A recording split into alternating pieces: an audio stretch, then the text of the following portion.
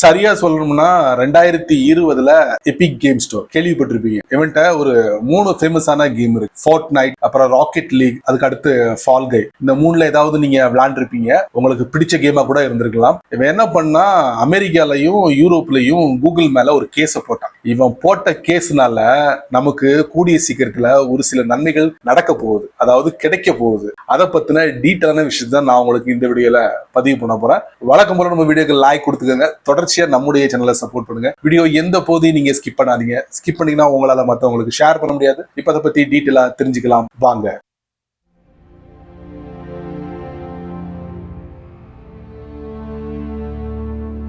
Epic games இவங்களுடைய games play ஸ்டோர்லயும் app ஸ்டோர்லயும் அவைலபிளா இருக்கு. இப்போ என்ன பிரச்சனை எபிக் கார்டுக்கு அப்படின்னு பாத்தீங்கன்னா, இப்போ ஒரு யூசர் எபிக் கேமோட கேம் பர்ச்சேஸ் பண்றாரு. பர்ச்சேஸ் பண்ணும்போது கூகுள் காரன் என்ன பண்றான், ஒரு 30% பிடிச்சிட்டு மிச்சத்தை எபிக்கு கொடுக்கான். அது எபிக்கு பொறுக்கல. அடுத்து எபிக் காரனோட இந்த பில்லிங்க லிஸ்ட் பண்ண மாட்டேங்குது. அதுவும் எபிக் காரனுக்கு பிடிக்கல. அதனால இவன் என்ன பண்றான், 2020 அமெரிக்காவோட கோர்ட்லயும் யூரோப் கண்ட்ரியோட கோர்ட்லயும் கூகுள் மேல ஒரு கேஸ போட்டு இப்போ ஜவ் முட்டாய் மாதிரி இழுத்து கிட்டத்தட்ட ஒரு 5 வருஷம் ஆயிடுச்சு. இப்போ எபிக்கும் கூகுளும் ஒன்னா பேசி ஒரு முடிவு எடுத்து என்ன சொல்றாங்கன்னா, கூகுள் காரன் எப்பா ஒன்னும் பிரச்சனை இல்ல, நீ உன்னுடைய பில்லிங்க என்னுடைய தளத்துல லிஸ்ட் பண்ணிக்கோ.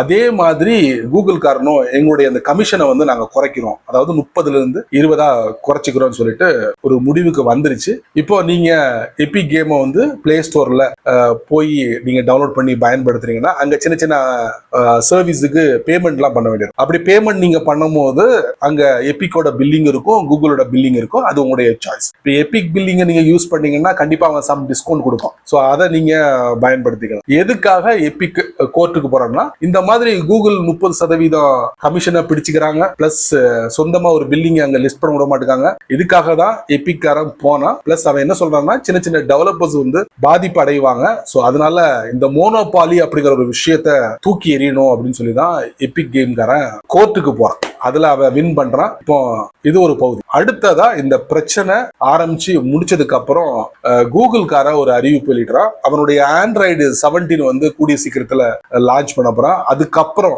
ரிஜிஸ்டர் தேர்ட் பார்ட்டி ஆப் அப்படிங்கிற ஒரு விஷயத்த கூகுள் கார கையில் எடுத்து, அதாவது அங்கீகரிக்கப்பட்ட தேர்ட் பார்ட்டி ஆப்ஸ நாங்க அனுமதிக்கிறோம் அப்படின்னு சொல்லியிருக்கான். அதாவது நீங்க பிளே ஸ்டோர்ல இல்லாத ஆப்ஸ கூட இந்த மாதிரி தேர்ட் பார்ட்டி ஆப் ஸ்டோர்ல போயிட்டு உங்களுடைய போனுக்கு தேவையான ஆப்ஸை நீங்க பயன்படுத்திக்கலாம். இதுக்கு முன்னால இந்த சைடு லோடிங் ஆப்னு சொல்லுவாங்கல்ல, அதாங்க ஏபிகே ஆப். பிளே ஸ்டோர்ல உங்களால பார்க்க முடியாது, மற்ற தளங்கள்ல இருக்கும். அப்ப அந்த ஆப்பை நீங்க உங்க போன்ல நீங்க டவுன்லோட் பண்ணீங்கன்னா, இந்த கூகுள் கார என்ன பண்ணுவோம்னா, வார்னிங் பேஜ் கொடுத்து நம்மள பயமுறுத்து, பாத்துக்கப்பான்ட்டு. ஆனா இனி வரக்கூடிய நாட்கள்ல அப்படி இருக்காதுன்னு நினைக்கிறேன். ஏன்னா பெரிய பெரிய கம்பெனிக்கெல்லாம் அனுமதி கொடுக்க போறான் கூகுள் காரன். அதுல நான் தெரிஞ்சுக்கிட்டது, அமேசானோட ஆப் ஸ்டோர் வரலாம் அப்படின்னு சொல்றாங்க. அதே மாதிரி மைக்ரோசாஃப்டோட ஸ்டோர் வரலாம். அது மாதிரி எபிக் கேம் ஸ்டோரோட டைரக்ட் இன்வால்வ்மெண்ட் இருக்கும். அவனுடைய அந்த கேம் டைரக்டா பிளே ஸ்டோர்ல போயிட்டு டவுன்லோட் பண்ணாம அவனுடைய தளத்துல இருந்து நம்ம டவுன்லோட் பண்ற மாதிரிலாம் வரப்போகுது அப்படிங்கிறாங்க.